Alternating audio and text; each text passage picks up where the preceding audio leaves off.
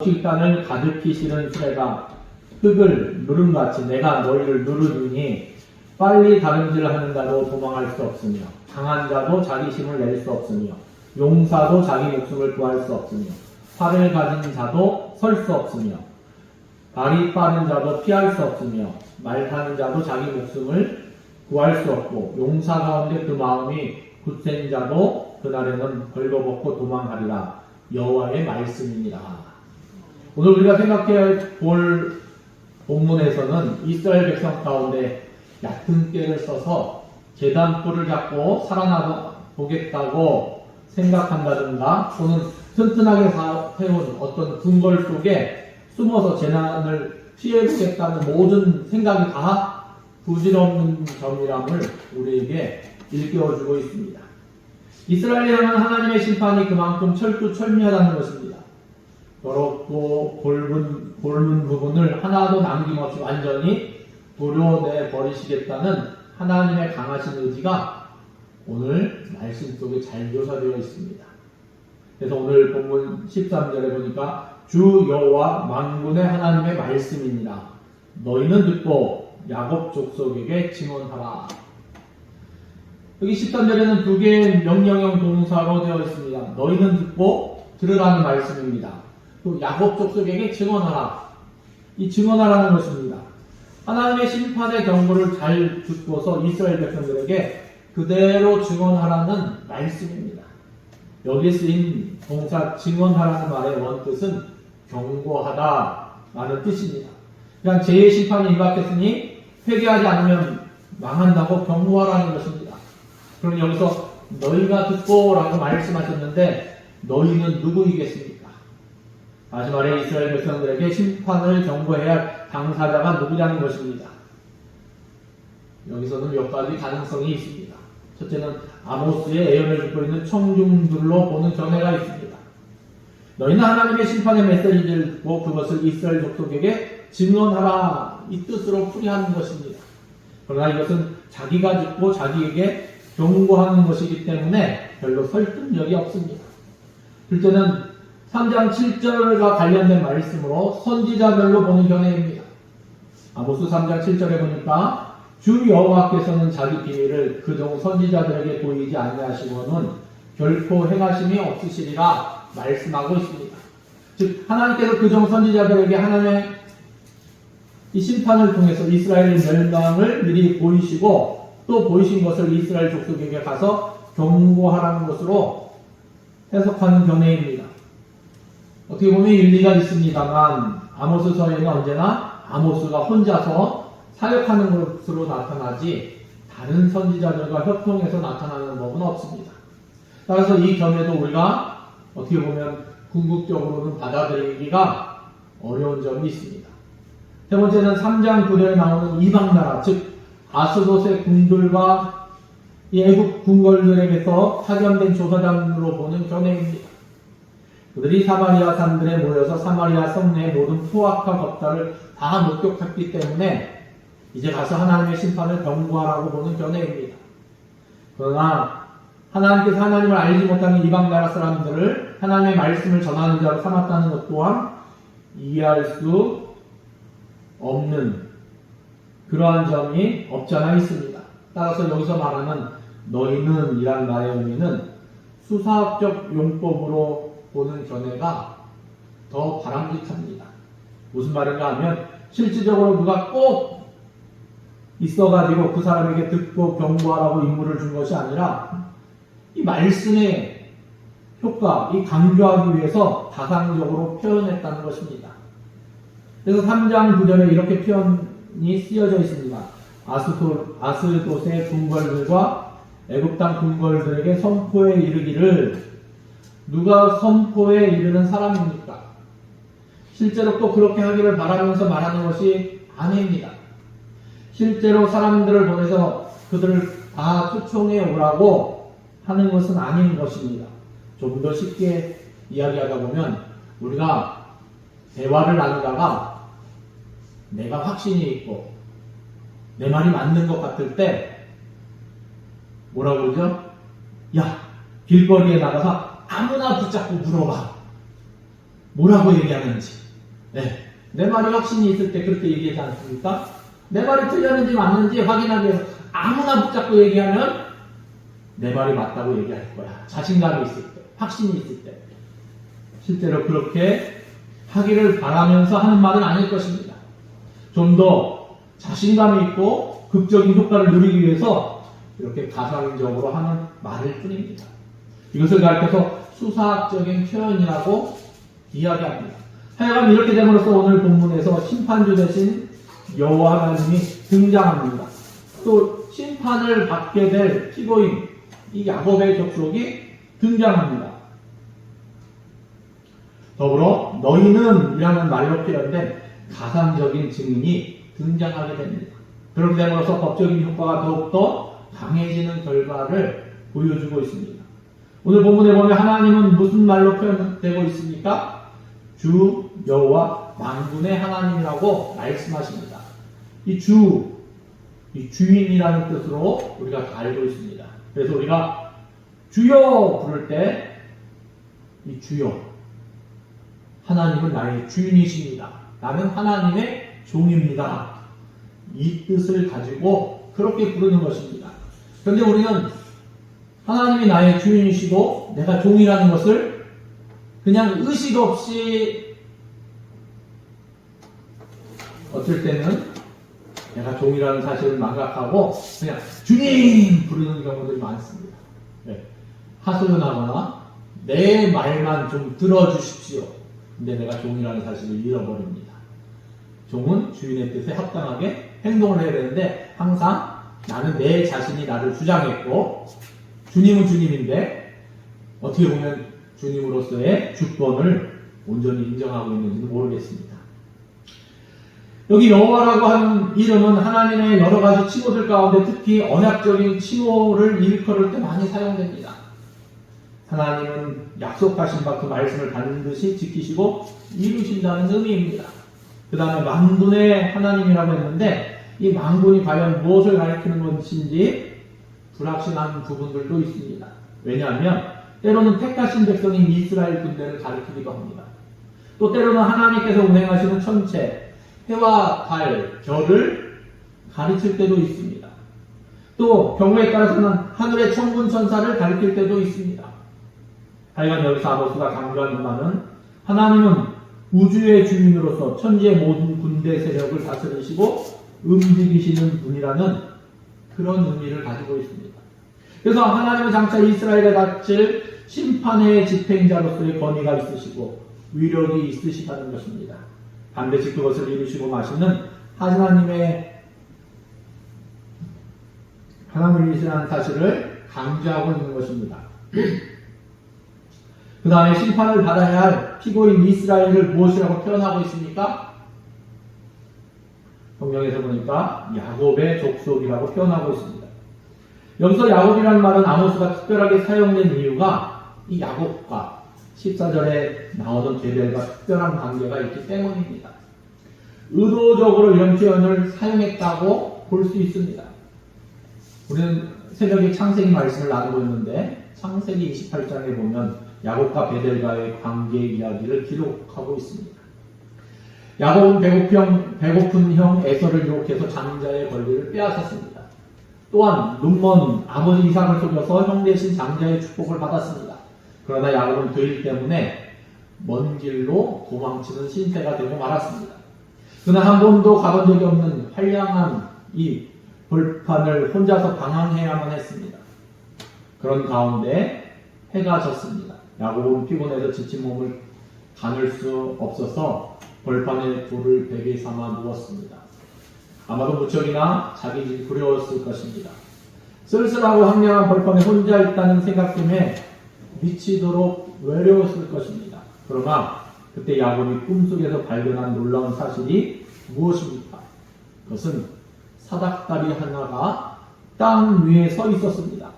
근데 꼭대기를 보니까 하늘 위에 닿아 있는 것입니다. 그리고 사닥다리 꼭대기에는 하나님의 사자가 오르락내리락 하는 것이 볼 수 있었습니다. 그 사닥다리 위에는 하나님께서 서 계셨다고 기록되어 있습니다. 앉아 계신 것도 아니고 서 계셨다. 그리고 야곱에게 이렇게 말씀하셨습니다. 창세기 28장 15절 말씀해 보니까 내가 너와 함께 있어 내가 어디로 가든지 너를 지키며 너를 이끌어 이 땅으로 돌아오게 할지라 내가 내게 허락한 것을 다 이루기까지 너를 떠나지 아니하리라 하신지라. 야곱이 이 말씀을 들었을 때 얼마나 감격스러웠겠습니까? 야곱은 즉시 일어났습니다. 그리고 자기가 베개로 삼았던 돌을 제단으로 삼고 그 위에 기름을 부었습니다. 그러면 자기 일생을 건 감격적인 서원을 합니다. 이 하나님께서 약속하신 그 약속도 참 놀라운데 야곱도 하나님 앞에 거기에 반응해서 고백하는 이 서원도 대단한 서원입니다. 창세기 28장 20절에서 22절 말씀입니다.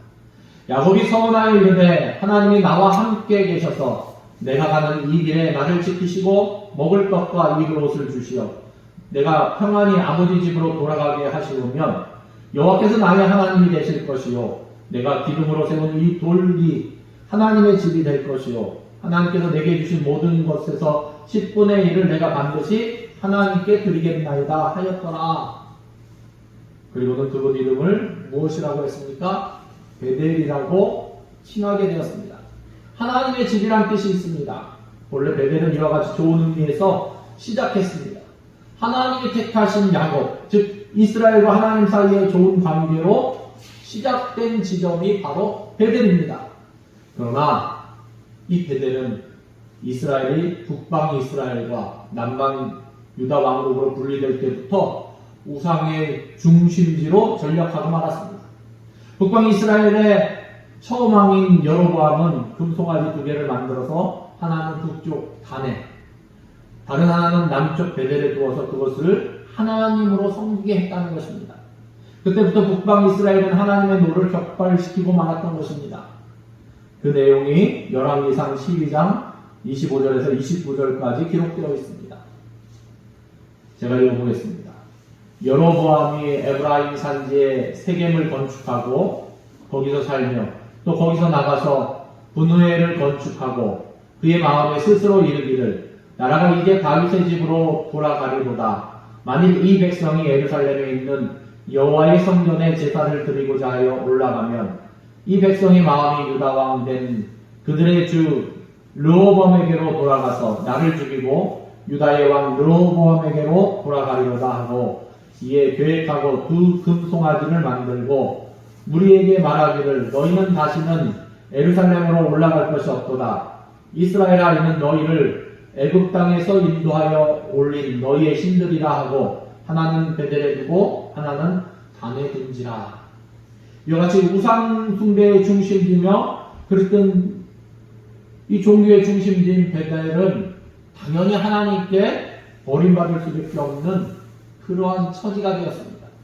14절 말씀을 보면 내가 이스라엘의 모든 죄를 보응하는 날에 베델의 제단을 벌하여 그 제단의 뿔들을 꺾고 땅에 떨어뜨리고 라고 말씀하고 있습니다. 하나님께서 이스라엘의 모든 죄를 보응하는 날에는 베델의 제단을 벌하여 그 제단의 뿔들을 꺾고 땅에 떨어뜨린다고 말씀하셨습니다. 이 제단의 뿔들을 꺾어버린다고 하셨는데 이것이 과연 무엇을 의미하겠습니까? 모세의 율법에 의하면 성막 안에는 2개의 제단이 있습니다. 하나는 성막의 외소, 우리가 성소라고 부르는 곳을 외소라고 부르고 또 하나는 성막의 내소에 있습니다. 이건 지성소입니다. 밖에 있는 단을 이 번제단이라고 합니다. 그리고 안쪽에 있는 것을 향단이라고 합니다. 향단은 제사장이 들어가서 향을 피우는 곳이기 때문에 일반인과는 관계가 없습니다. 출애굽기 27장 1절에 보면 너는 조각목으로 길이가 5규빗, 너비가 5규빗의 제단을 만들되 네모 반듯하게 하며 높이는 3규빗으로 하고 그 모퉁이 위에 뿔을 만들되 그 뿔이 그것에 이어지게 하고 그 제단을 노스로 쌓고 재를 담는 통과 부삽과 배야와 고기 갈고리와 불을 옮기는 그릇을 만들되 제단의 그릇을 다 노스로 만들지며 이 번제단에 대한 설명입니다. 이 번제단은 성막들에 위치하고 있습니다. 이곳은 할례받은 이스라엘 사람의 누구라도 들어갈 수 있는 곳입니다. 이 번제단은 4개의 뿔이 있습니다. 본래 이 뿔은 희생 제물을 드릴 짐승을 제단에다 메어놓고 그곳에서 사용하는 것입니다. 그러나 이 제단 뿔에는 영적 의미가 있습니다. 출애굽기 21장 12절 말씀에 사람을 쳐 죽인 자는 반드시 죽일 것이나 만일 사람이 고의적으로 한 것이 아니라 나 하나님이 사람을 그의 손에 넘긴 것이면 내가 그를 위하여 한 곳을 정하리니 그 사람이 그리로 도망할 것이며 사람이 그의 이웃을 고의로 죽였으면 너는 그를 내 제단에서라도 잡아내려 죽일지니라. 여기서 말하는 한 곳은 어디를 말합니까? 도피성입니다.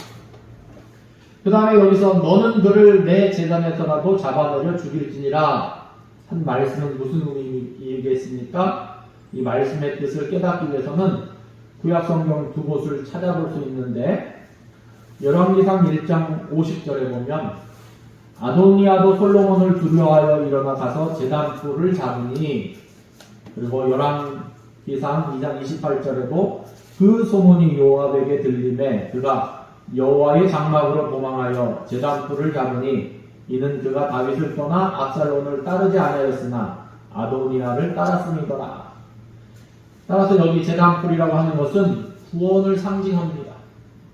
죄를 지은 사람이라 할지라도 제단 뿔을 잡을 경우에는 살아남을 수 있는 길이 있었던 것입니다. 그러나 오늘 본문에 보면 하나님께서 심판하시는 날에는 제단 뿔들도 다 어떻게 하신다고요? 꺾어버리시겠다고 말씀하고 있습니다. 이게 무슨 뜻입니까? 살아남을 수 있는 최후 희망조차 이제는 다 사라졌다는 말씀입니다. 다시 말해서 하나님의 심판을 피할 수 있는 사람은 결국 아무도 있을 수 없다는 것을 강조해주고 있는 말씀입니다. 곧 배달의 제단들을 벌하여 라고 하는 것은 이스라엘 백성들의 신앙이 얼마나 하나님 보시기에 이제는 가증스러운 것인지를 보여주고 있습니다. 그들의 제단은 그것이 이방신을 위한 것이든 또는 여호와 하나님을 위한 것이든 간에 아무것도 하나님께서 기뻐하시지 아니하였음을 보여주고 있습니다. 제사가 중요한 것이 아니라 말씀입니다. 하나님의 뜻에 순종하는 것이 중요합니다. 그래서 사무엘이 사울왕을 책망할 때도 순종이 제사보다 더 낫다는 말씀을 했던 것입니다. 참 말씀을 듣고 읽고 지키는 자는 복이 있도다 그랬는데 제가 운전할 때마다 막 승이 나갖고 이 소리 저 소리를 합니다. 별로 안 좋은 소리를. 그래서 내가 오늘 새벽에 설교하면서 말과 생각과 말과 행실을 하나님이 기뻐하시는 그런 말, 생각, 행실을 해야 된다고 말씀을 전했는데 내가 이 모양 이 꼴이니까 이거 큰일 났다 그러면서 어떻게 하면 좋을까 그러다가 찬송을 불렀습니다. 찬송을 부르면서 운전하니까 오히려 이게 평안해지고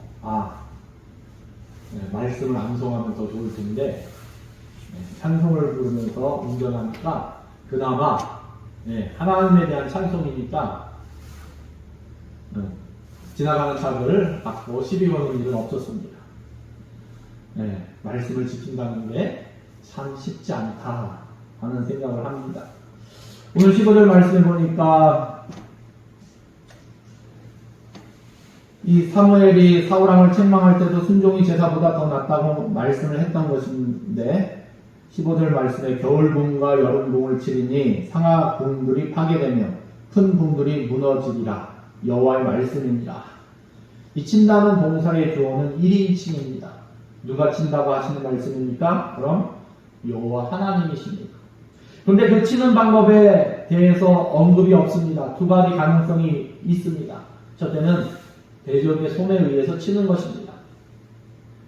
우리 3장 11절에서 12절 말씀, 오늘 본문 앞부분에 있는 말씀들인데, 그러므로 여호와께서 이와 같이 말씀하시되 이 땅 사면에 대적이 있어 내 힘을 세하게 하며 내 근거를 약탈하리라.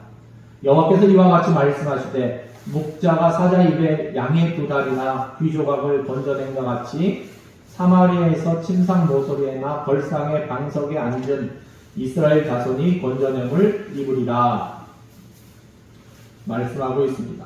또 한 가지 가능성은 지진으로 치는 방법입니다. 2장 13절 보면 보라 곡식단을 가득히 실은 수레가 흙을 누름같이 내가 너희를 누르리라. 또 아모스 8장 8절에도 이로 인하여 땅이 떨지 않겠으며 그 가운데 모든 범인이 애통하지 않겠느냐. 온 땅이 하수에 넘친같이 솟아오르며 애국 강같이 뛰놀다가 낮아지리라. 강물이 뛰놀다가 낮아진다 말씀하고 있고, 아모스 9장 1절에도 내가 보니 주께서 제강 곁에 서서 이르기를 기둥머리를 쳐서 문지방이 움직이게 하며 그것으로 부서져서 무리의 머리에 떨어지게 하라. 내가 그 남은 자를 칼로 죽이리니 그 중에서 한 사람도 도망하지 못하며 그 중에서 한 사람도 피하지 못하리라. 이스라엘의 지배 계급은 약한 자들을 착취하고 겁탈해서 여름궁과 겨울궁을 건설했습니다. 여기서 여름궁과 겨울궁이 무엇을 가리키는 것에 대해서 역시 두 가지 가능성이 있습니다. 하나는 2층으로 된 건물을 가리키는 말로서 아래층은 겨울용으로 사용하고 또 위층은 신선한 다락방으로 여름궁을 의미한다고 보는 견해입니다. 사사기 3장 20절에 보면 에훗이 그에게로 들어가니 왕은 서늘한 다락방에 홀로 앉아있는 중이라. 에훗이 이르되 내가 하나님의 명령을 받들어 왕에게 아랠 일이 있나이다 하며 왕이 그의 자석에서 일어나니. 또 한 가지는 이 철마다 지역이 다른 곳에 별장을 두어 살듯이 계절마다 궁궐을 옮겨 이용했다고 볼 수 있습니다. 당시 상류 계급에 속한 사람들은 왕 못지않게 좋은 집들을 짓고 호화스럽게 살았습니다. 고고학적으로 발견된 것을 보면 아모스 시대 이전에는 집들의 크기가 별로 차이가 나지 않았습니다. 그러나 아모스 시대에는 큰 집과 작은 집의 차이가 한이하게 드러났다고 발견되고 있습니다. 그들의 호화로운 집들은 상하궁이라는 말로서 표현되고 있습니다. 아방이 살던 궁이 상하궁이었는데 열왕기상 22장 39절에 보면 아합의 남은 행적과 그의 행한 모든 일과 그가 건축한 상하궁과 그가 건축한 모든 성읍은 이스라엘 왕 역대지락에 기록되지 아니하였느냐. 이 아모스 시대는 여로보암 2세가 다스리던 시대로서 정치적, 경제적으로 가장 부강했던 시대였습니다. 따라서 곳곳에는 상하를 이용해서 장식을 한 많은 집들이 있었을 것으로 보여집니다. 또 아모스 6장 4절에도 상하상을 누우며 침상에서 기지개 켜며 양떼에서 어린 양과 우리에게 송아지를 취하여 먹고. 그러나 그 모든 화려한 집들, 여름궁, 겨울궁, 상하궁 등 그 궁들이 결단 날이라고 말씀하고 있는 것입니다. 아무리 화려해, 아무리 좋아해. 다시 한번 우리는 본문이 말씀하는 의도를 분명하게 파악할 수 있는 줄 압니다. 하나님의 심판은 이스라엘의 완전한 멸망을 가지고 오게 할 거라는 말씀입니다. 하나님은 아모스를 통해서 죄의 심판이 임박했고 그 심판의 결과가 어떤 것인지를 말씀하셨습니다. 이것이 이스라엘 백성들로 하여금 깨닫고 자신의 잘못을 뉘우치게 하기 위함이었습니다. 이 옛날 니느웨 백성들이 그들의 죄에서 하나님의 진노를 사게 되었지만 요나의 외침을 듣고 저들이 즉시 죄에서 떠났습니다. 금식을 선포했습니다. 절망 가운데서 하나님을 부르짖으며 하나님의 긍휼을 바랬습니다. 그들은 이방인이었지만 회개하고 죄에서 돌아섰을 때 하나님은 저들의 모든 죄를 사하여 주셨습니다. 그리고 개입된 하나님의 심판을 돌이키셨습니다. 하나님을 사랑하는 이스라엘 백성들이 어떠하겠습니까? 이스라엘이 아모스의 외침을 듣고 회개하였다면 하나님은 저들을 틀림없이 용서하셨을 것입니다. 그러나 안타깝게도 우리가 아는 성경 말씀에 보면 이스라엘은 하나님의 말씀을 완전히 거역했고 하나님 말씀에 귀를 기울이지 아니했습니다. 그 결과 드디어 주전 722년 이스라엘은 하나님의 심판을 받아서 하나님께서 일으키신 대적 아수르 손에 의해서 지구상에서 완전히 사라지고 말았습니다. 성경은 말씀하십니다. 풀은 마르고 꽃은 시드나 우리 하나님의 말씀은 영원히 서리라. 오늘 이 시간 우리는 하나님의 은혜를 입었으면서도 말씀대로 순종하지 못함으로 멸망받을 밖에 없었던 이스라엘의 이 안타까운 역사를 통해서 나 자신을 돌아볼 수 있는 통찰력을 가지고 있어야 할 것입니다. 어떻게 보면 이스라엘은 택함받았다는 이유로 자기 교만, 자기 도취에 빠져서 하나님의 사랑 안에 거한다 하면서도 이스라엘과 같지 못한 하나님의 자녀다운 삶을 살지 못했습니다. 진실로 우리도 하나님의 말씀을 듣고 읽고 행함으로 하나님의 자녀다운 삶을 살아야 되는데 진실로 우리가 듣기만 하고 행하지 못하면 아무 소용이 없는 줄 믿습니다. 우리가 어떤 상황에 빠지면 하나님을 잊어버리기도 하고 그 은혜를 까먹기도 하고 그러나 성령 하나님께서 우리를 붙잡아 주실 때 우리는 이것을 이기고 우리 자신을 돌아보며 하나님 앞에 더 가까이 나가고 정직하게 정결하게 행할 수 있음을 믿습니다. 진실로 우리 대명교에 속한 모든 하나님의 사람들은 하나님 앞에 자신을 돌아보며 정결하게 정직하게 하나님의 자녀답게 생각과 말과 행실을 하나님이 기뻐하시는 바를 이루는데 하나님이 원하시는 것이 무엇인가 하나님과 동행하는 저와 여러분 되시기를 예수님의 이름으로 축원합니다. 기도하겠습니다. 하나님 감사합니다. 우리 가운데 참 좋은 날을 허락하시고 하나님 앞에 나와 예배드리게 하시고 또한 말씀을 통해 우리 자신을 돌아볼 수 있도록 인도하심을 감사합니다.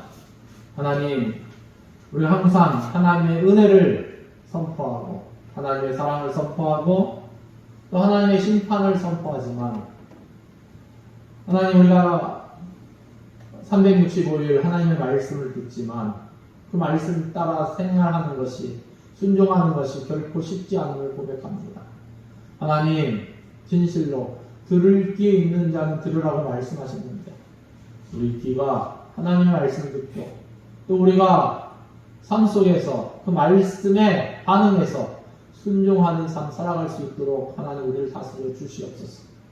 하나님 하나님의 말씀이 없으면 하나님의 영이 없으면 세상 사람과 구별될 수 없음을 고백합니다.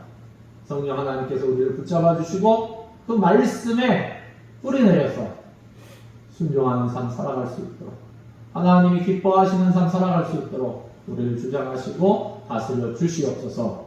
모든 것을 주님께 의뢰드리며 예수님의 이름으로 기도드립니다. 아멘.